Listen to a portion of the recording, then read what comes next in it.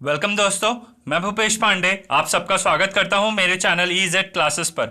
आज के हमारे लेक्चर में हम पढ़ने जा रहे हैं CBSE बोर्ड क्लास 9th का chapter second, that is polynomials. तो चलिए स्टार्ट करते हैं हम आज का लेक्चर।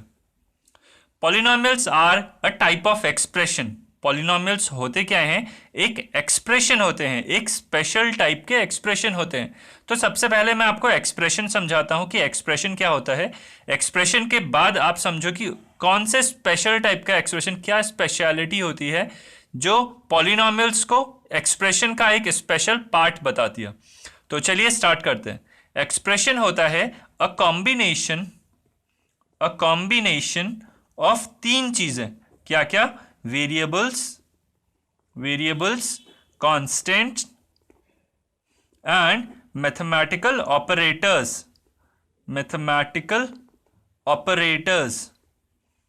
ठीक है, इन तीन चीजों का कॉम्बिनेशन होता है एक एक्सप्रेशन। अब बात आती है वेरिएबल्स क्या होते हैं। देखो, फॉर एग्जाम्पल मैंने बोला the length of this pencil, आपको इस पेन की लेंथ बतानी है। ठीक है, तो कल को आप कोई दूसरी पेन ले आओगे, उसकी लेंथ बतानी है।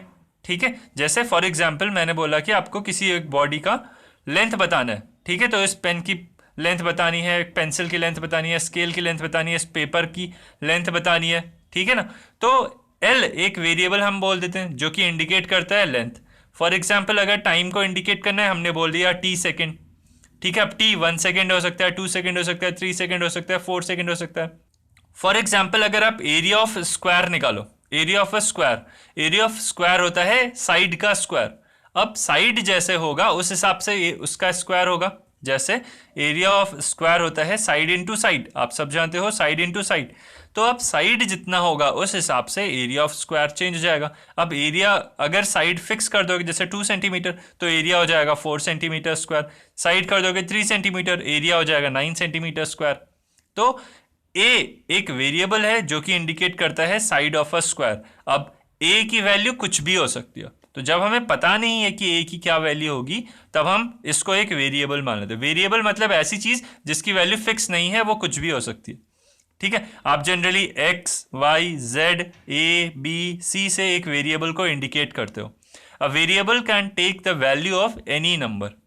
ठीक है, उसके बाद बात आती है कांस्टेंट की। कांस्टेंट क्या होते हैं? नंबर्स, जैसे 1 2 3 4, ये सारे कांस्टेंट्स हैं। जैसे ही मैंने बोला 1, आपके दिमाग में एक आइडिया लग जाता है, जैसे 1 एप्पल, तो आपके दिमाग में एक पिक्चर बन जाती है उसकी।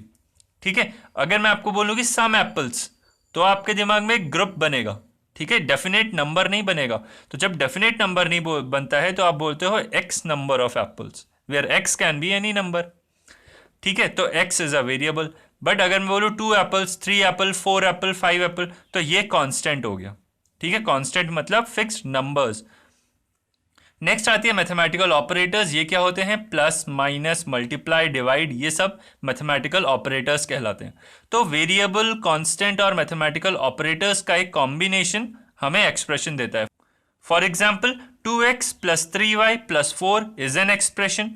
क्यों? बिकॉज ये क्या लिख रखा है मैंने, 2 into x plus 3 into y plus 4। यहां पर ये कांस्टेंट है, ये कांस्टेंट है, ये कांस्टेंट है। ठीक है, एक्स वेरिएबल है, वाई वेरिएबल है, और प्लस, मल्टीप्लाई, ये सब मैथमेटिकल ऑपरेटर्स हैं। तो इसको बोलते हो आप एक एक्सप्रेशन। ठीक है, वेरिएबल्स, कांस्टेंट्स और मैथमेटिकल ऑपरेटर्स का एक कॉम्बिनेशन कहलाता है एक एक्सप्रेशन। अब एक्सप्रेशन एक बड़ा सा बैग है, उस बड़े से बैग का एक छोटा सा पार्ट है पॉलिनोमियल्स। ठीक है, उस बड़े से बैग का एक छोटा सा पार्ट है पॉलिनोमियल्स। ये एक स्पेशलिटी है ऑफ एक्सप्रेशंस। ठीक है, तो अब देखते हैं क्या खासियत है जो पॉलिनोमियल्स को स्पेशल बनाती है बाकी एक्सप्रेशन से। अ पॉलिनोमियल इज एन एक्सप्रेशन, ये एक एक्सप्रेशन ही है इन वन वेरिएबल। ठीक है, ये बहुत इंपॉर्टेंट शब्द हैं। वन वेरिएबल, कोई एक वेरिएबल होना चाहिए, having non negative integral power.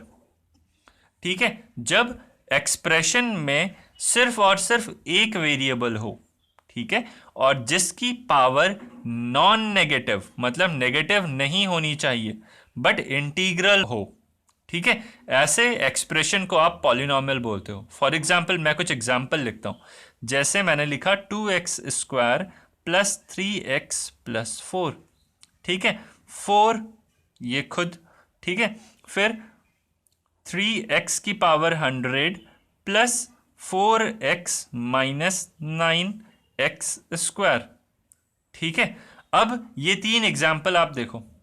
First example में x की पावर क्या है 2, और पहले तो पूरा एक्सप्रेशन देखो, पूरे एक्सप्रेशन में कितने वेरिएबल्स हैं, आप बोलोगे सिर्फ x एक वेरिएबल है, ठीक है, उसकी पावर अलग अलग है वो बात मान ली, बट x एक अकेला वेरिएबल है, x के साथ y नहीं है, जैसे यहां पर आप देख रहे थे, ठीक है, दो अलग अलग टर्म्स नहीं है, वेरिएबल्स एक ही है x, ठीक है। तो ये एक एक्सप्रेशन है जिसमें सिर्फ एक वेरिएबल है, पहली बात। फिर नॉन नेगेटिव इंटीग्रल पावर, इस वेरिएबल x की पावर देखो 2, जो कि इंटीग्रल नंबर है, एक इंटीजर है, और नेगेटिव तो नहीं है, नहीं है।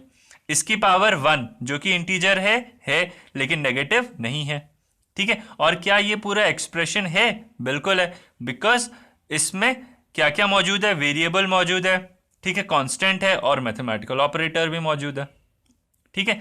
नेक्स्ट मैंने यहां पर लिखा है 4, क्या 4 एक एक्सप्रेशन है? मैं आपसे पूछता हूं, तो कई बच्चों को लगेगा कि नहीं, इसमें तो कोई वेरिएबल नहीं है।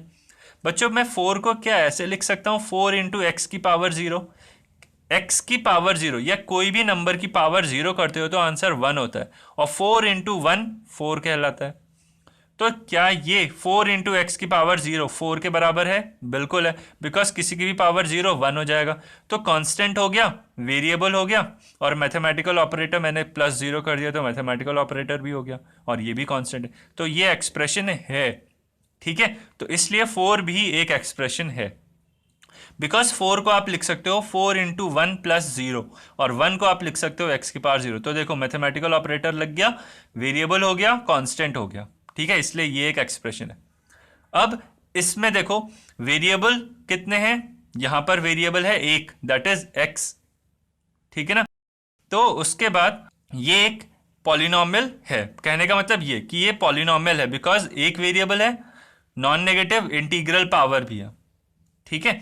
नेक्स्ट आप इस थर्ड एक्सप्रेशन को देखो, 3 इंटू एक्स की power 100 plus 4 into x minus 9 into x², x की पावर 100 जो कि नॉन नेगेटिव, और पूरे एक्सप्रेशन में सिर्फ एक वेरिएबल x, ठीक है। तो इसलिए आप समझ गए कि पॉलिनॉमियल क्या होता है, ये एक एक्सप्रेशन होता है जिसमें एक variable with non negative and integral power हो। अब मैं बताता हूं कौन पॉलिनॉमियल नहीं हो सकता। फॉर एग्जाम्पल मैंने यहां लिखा x plus y plus 3 is, ठीक है ना, 10। अब मैं आपसे पूछ रहा हूं क्या ये एक पॉलिनॉमियल है, तो आप बोलोगे नहीं, बिकॉज यहां पर दो वेरिएबल आ गए, पहला एग्जाम्पल, ठीक है, वट आर नॉट पॉलिनॉमियल्स में पहला एग्जाम्पल। दूसरा एग्जाम्पल मैंने लिखा x प्लस 1/x, क्या ये पॉलिनॉमियल है? आप बोलोगे नहीं, because 1/x can be written as x की पावर -1, ये आप जानते हो, पिछले लेक्चर में, पिछले चैप्टर में हमने पढ़ रखा है, ठीक है, नंबर सिस्टम में 1/x को आप लिख सकते हो x की पावर -1, इसलिए x प्लस 1/x एक पॉलिनॉमियल नहीं है, बिकॉज यहां पर नेगेटिव पावर आ गया, ठीक है। नेक्स्ट तीसरा, अगर मैंने लिखा √x प्लस 2, क्या ये एक पॉलिनॉमियल है? आप बोलोगे अभी भी नहीं, because √x can be written as x की पावर 1/2, ये भी आप सब जानते हो कि अगर x की पावर 1/3 लिखा है इसका मतलब होता है क्यूब √x, ठीक है, क्यूब √x को लिखने का ये तरीका होता है। फोर्थ रूट ऑफ x बताना है तो x की पावर 1/4 बोलते हो, fourth root of x। Square root of x को आप x की पावर 1/2 लिख सकते हो, ठीक है। तो ये आप समझ गए कि अगर या तो दो वेरिएबल हो जाए तो वो नॉन पॉलिनॉमियल रह जाएगा, और अगर एक ही वेरिएबल है तो भी अगर उसकी पावर नेगेटिव हो गई या नॉन इंटीग्रल हुई, ठीक है, मतलब इंटीग्रल को हटा के डेसिमल या फ्रैक्शन हुई, तो भी वो पॉलिनॉमियल नहीं कहलाएगा, ठीक है। इतनी बात समझ गई। अब आप पॉलिनॉमियल को पहचानना समझ गए कि कौन पॉलिनॉमियल है और कौन पॉलिनॉमियल नहीं है। चलते हैं हम अगले टॉपिक की ओर, टर्म्स ऑफ अ पॉलिनॉमियल। एक पॉलिनॉमियल के टर्म्स क्या क्या होते हैं? बच्चों आप ये वाला पॉलिनॉमियल देखो, आप कोई भी पॉलिनॉमियल देख सकते हो, ठीक है, ये पॉलिनॉमियल देखो, 2x² प्लस 3x प्लस 4, आपको साफ साफ दिख रहा है 2x² प्लस 3x प्लस 4। इस पॉलिनोमियल में जो ये चीज़ है 2x², फिर 3x और 4, ये तीन चीज़ें हैं जिनको प्लस या माइनस जोड़ता है। ठीक है, दिख रहा है ना, 2x², 3x और 4 तीन अलग अलग चीज़ें हैं जिनको ये प्लस या माइनस जोड़ेगा आपस में। इन तीन चीज़ों को बोला जाएगा these are the 3 terms of a polynomial, these are the 3 terms of this polynomial. ठीक है, इस पॉलिनोमियल के ये 3 टर्म्स हैं। टर्म समझ गए ना, ऐसी चीज़ें, ऐसे होल चीज़ें जिनको प्लस या माइनस आपस में बीच में जोड़ते हैं, उनको टर्म्स बोला जाता है ऑफ द पॉलिनोमियल। ठीक है, देखो इसको आप लिख सकते हो, इसको आप लिख सकते हो 2 into x square plus 3 into x plus 4, इसको ऐसे लिखा जा सकता है। बट मैं बोल रहा हूँ सिर्फ प्लस और माइनस जिनको जोड़े, ऐसे कॉम्बिनेशंस को आप टर्म्स बोलना, इनको एक टर्म बोला। This is 1 term, this is 2nd term and this is 3rd term. ठीक है, तो ये 3 टर्म्स का एक पॉलिनोमियल है। ठीक है, बात समझ में आ गई, तो टर्म्स ऑफ अ पॉलिनोमियल समझ में आ गया। नेक्स्ट चीज है कोएफिशिएंट। कोएफिशिएंट होता है, इसको आप इजी लैंग्वेज में समझने के लिए समझो, पड़ोसी कह लो इसको। ठीक है, इजी वर्ड लैंग्वेज में कोफिशिएंट को बोलते हैं पड़ोसी। मतलब अगर मैं आपको बोलूं कि इस पॉलिनोमियल में, ये जो दूसरा पॉलिनोमियल मैंने आपको दिखा रखा, हाईलाइट कर रहा हूं, इस पॉलिनोमियल में x की पावर 100 का कोफिशिएंट कौन है? ठीक है, x की पावर 100 का कोफिशिएंट कौन है? तो देखो x की पावर 100 के साथ चिपका कौन है? 3, तो आंसर हो जाएगा 3। अगर मैं बोलूं एक्स स्क्वायर का कोफिशिएंट कौन है? एक्स स्क्वायर का कोफिशिएंट, तो आप बोलोगे एक्स स्क्वायर का कोफिशिएंट, उसके साथ में कौन चिपका है? -9 बच्चों, +9 नहीं, -9, बिकॉज माइनस का साइन इंक्लूड होगा। ठीक है, याद रखना। एक्स का कोफिशिएंट कौन है? 4। अगर मैं बोलूं इस एक्सप्रेशन में, इस एक्सप्रेशन में 3 का कोफिशिएंट कौन है? आप बोलोगे 3 का कोफिशिएंट है एक्स की पावर 100, जो उसके साथ चिपका हो, उसके साथ मल्टीप्लाई हो रहा हो, वो उसका कोफिशिएंट है, याद रखना। ठीक है, अगर मैं बोलूं 9 का कोफिशिएंट क्या है? 9 का कोफिशिएंट है -x², याद रखो। ठीक है, 9 का कोफिशिएंट है -x², ना कि सिर्फ x²। ठीक है, अगर मैं बोलूं -9 का कोफिशिएंट कौन है? आप बोलोगे x²। अगर मैं बोलूं x² का कोफिशिएंट कौन है? आप बोलोगे -9। अगर मैं बोलूं -x² का कोफिशिएंट कौन है? आप बोलोगे सिर्फ 9। ठीक है, तो अब आप समझ गए कोफिशिएंट की चीज। कोफिशिएंट मतलब पड़ोसी। ठीक है ना, जो उसके साथ मल्टीप्लाई हो रहा होगा वो उसका कोफिशिएंट हो जाएगा। ठीक है, चलिए आगे बढ़ते हैं। नेक्स्ट चीज आती है कांस्टेंट पॉलिनोमियल। क्या होता है कांस्टेंट पॉलिनोमियल? देखो जैसे मैंने अभी पीछे लिख रखा था 4, 5, 6। ठीक है, ये सब क्योंकि ये नंबर्स हैं, 4 इज अ नंबर, एक कांस्टेंट है, इसको आप एक कांस्टेंट पॉलिनोमियल बोल सकते हो, because 4 can be written as 4 into x की पावर 0। ठीक है ना, +0, आप इसको इस तरह से लिख सकते हो, 4 इंटू एक्स की पावर 0 + 0। अब इसमें वेरिएबल आ गया, ठीक है, मैथमेटिकल ऑपरेटर आ गया और कांस्टेंट आ गया, इसलिए ये एक एक्सप्रेशन है। ठीक है, और जब आप इसको इस फॉर्म में लिखोगे तो ये पॉलिनोमियल हो गया, बिकॉज एक variable with non negative power. मैंने ये नहीं बोला कि पॉजिटिव पावर, बच्चों पॉजिटिव और नॉन नेगेटिव में फर्क होता है। देखो क्या, अगर मैं लिखूं 1 is a positive and non negative. ठीक है, नॉन नेगेटिव मतलब जो नेगेटिव नहीं है, और पॉजिटिव मतलब जो पॉजिटिव। मतलब देखो जैसे नंबर लाइन होती है ना हमारी, तो नंबर लाइन में इधर होता है 0 और इधर होता है नेगेटिव टर्म्स और इधर होते हैं पॉजिटिव टर्म्स, ये तो सब आप जानते हो। ठीक है, जब आप 0 को इंक्लूड करते हुए आगे जाते हो तब आप होते हो नॉन नेगेटिव।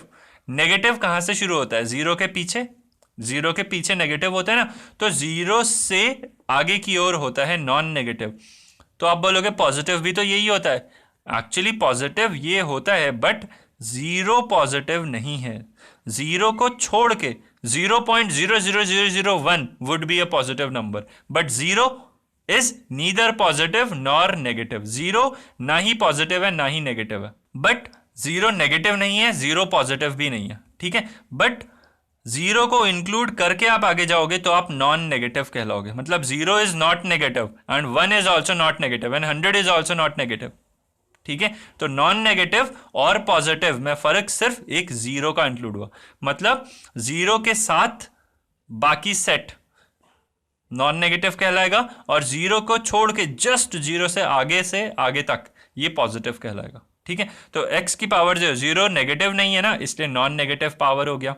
तो वेरिएबल की नॉन नेगेटिव पावर, ठीक है ना, और एक वेरिएबल, इसलिए ये एक पॉलिनोमियल है। कांस्टेंट पॉलिनोमियल 4, 5, 3, 2 ये सब कहलाते हैं, ठीक है। -8 ये भी एक कांस्टेंट पॉलिनोमियल है।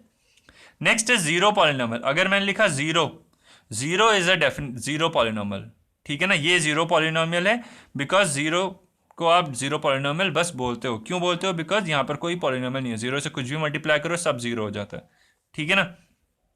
चलिए आगे बढ़ते हैं। Important facts. If the variable in a polynomial is x, we denote या represent the polynomial by p x, f x, g x, q x etcetera, ठीक है ना। मतलब ये बस नाम है। जैसे फॉर एग्जाम्पल आप बोलो फ्रूट्स। फ्रूट्स एक जनरल शब्द है, एक कॉमन नाउन है जिसके अंदर आप बहुत सारे फ्रूट रख सकते हो, जैसे एप्पल, मैंगो, बनाना, ग्रेप्स एक्सेट्रा एक्सेट्रा, ठीक है। उसी तरह कोई एक्सप्रेशन जैसे मैंने लिखा 2x² + 3x + 4, ये एक पॉलिनोमियल मैंने लिखा। अब इस पॉलिनोमियल को मैं बार बार अगर मुझे कहीं बोलना होगा या यूज़ करना होगा तो मैं बार बार बोलूँ 2x² + 3x + 4, ये तो छोटा पॉलिनोमियल है। और अगर इसमें 100 टर्म्स हुए तो बहुत लंबे देर लग जाएगी। इसलिए मैं क्या करता हूँ, इस पूरे पॉलिनोमियल का एक नाम दे देता हूँ, इसको एक नामकरण कर देता हूँ। तो मैं इसको px से रिप्रेजेंट वो कर दूंगा। अब मैं जहाँ पर भी px लिखूंगा मतलब मुझे ये पॉलिनोमियल पूरा का पूरा लिखना है। पूरा पॉलिनोमियल मैंने रिप्रेजेंट कर दिया अगर मैंने सिर्फ px वहाँ लिख दिया तो ये एक तरीका है कि आप किसी पॉलिनोमियल को एक नाम दे देते हो, ठीक है, या डिनोट करते हो एक चीज़ से। ये इसका कोई मैथमेटिकल यूज़ नहीं है। कभी आपको px को gx से डिवाइड करने को बोले तो ये x से x मत काट देना, इसका कोई मैथमेटिकल यूज़ नहीं होता, बस ये इस पॉलिनोमियल को रिप्रेजेंट करता है। px को gx से डिवाइड करने को बोलेगा तो px एक पॉलिनोमियल होगा, उस पॉलिनोमियल को किसी दूसरे पॉलिनोमियल से डिवाइड करना होगा। इधर कुछ कटता नहीं है, ये बस रिप्रेजेंट करने का एक तरीका है, डिनोट करने का एक तरीका है। अगर पॉलिनोमियल इस तरह से है 2t³ -100t⁻100 + 0, ठीक है, या +9 कर दो, तो ये एक पॉलिनोमियल है, बिल्कुल है। बिकॉज एक वेरिएबल और पावर नॉन नेगेटिव और इंटीग्रल, ठीक है। तो इसलिए अब ये पॉलिनोमियल t में है, मतलब इसका वेरिएबल कौन है? t, तो मैंने इसको t से रिप्रेजेंट कर दिया, ठीक है। तो अब मैं gt लिखूं, pt लिखूं, ft लिखूं, xt लिखूं, कुछ भी लिखूं, मैं इसको लिख सकता हूं। ये बस डिनोट करने का एक तरीका है, ठीक है। उसी तरह अगर पॉलिनोमियल u में हुआ, u एक वेरिएबल है पॉलिनोमियल का, जैसे 3u⁴ - 9u, ये अब पॉलिनोमियल है और वेरिएबल कौन है? u, तो मैंने इसको su, tu, ठीक है, gu, fu, pu कुछ भी लिख दिया, सिर्फ डिनोट कर दिया, ठीक है ना। तो ये चीज़ ध्यान रखना। नेक्स्ट इंपॉर्टेंट बात, number of terms of a polynomial. अगर अब नंबर ऑफ टर्म्स क्या होता है आप समझ गए हो, ये टर्म और ये टर्म, ये अलग अलग टर्म हैं सेपरेटेड बाय ईदर प्लस और माइनस। प्लस और माइनस से सेपरेट होने वाले टर्म्स होते हैं, ठीक है। तो अगर पॉलिनोमियल में एक ही टर्म होगा, ठीक है, फॉर एग्जाम्पल अगर पॉलिनोमियल लिख रखा है x, बस ये भी एक पॉलिनोमियल है, बिकॉज इसको 1 × x कह सकते हो, ठीक है। वेरिएबल हो गया, कांस्टेंट हो गया, पावर होगी 1, ठीक है, जो कि नॉन नेगेटिव है और इंटीग्रल है, इसलिए ये पॉलिनोमियल है, ठीक है। तो एक टर्म के भी पॉलिनोमियल होते हैं, उनको आप मोनोमियल बोलते हो, मोनोमियल। मोनो शब्द का मतलब होता है एक। दो टर्म का पॉलिनोमियल उसको बाइनोमियल बोलोगे, ठीक है, दिस इज बाइनोमियल, ठीक है। 3 टर्म्स का पॉलिनोमियल होगा उसको ट्राइनोमियल बोलोगे, ट्राइनोमियल। ट्राई माने 3, बाय माने 2, मोनो माने 1, ठीक है ना।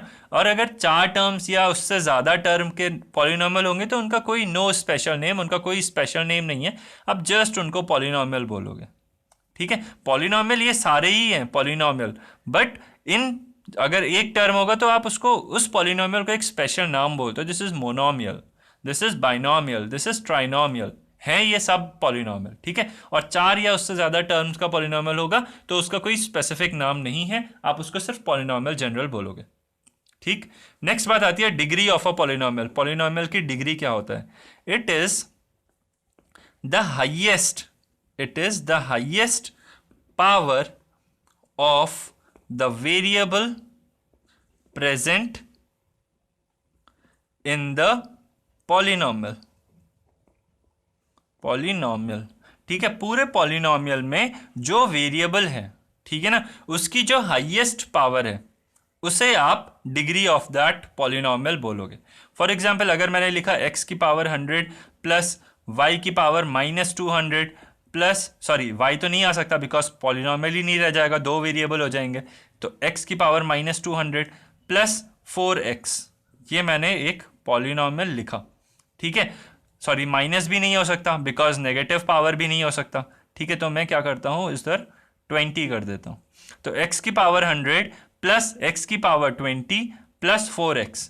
अब मैं बोलूँ कि इस पॉलिनोमियल की डिग्री क्या है, तो आप देखो वेरिएबल कौन है, x की पावर, इस टर्म में x की पावर क्या है 1, इस टर्म में x की पावर क्या है 20, इस टर्म में x की पावर क्या है 100।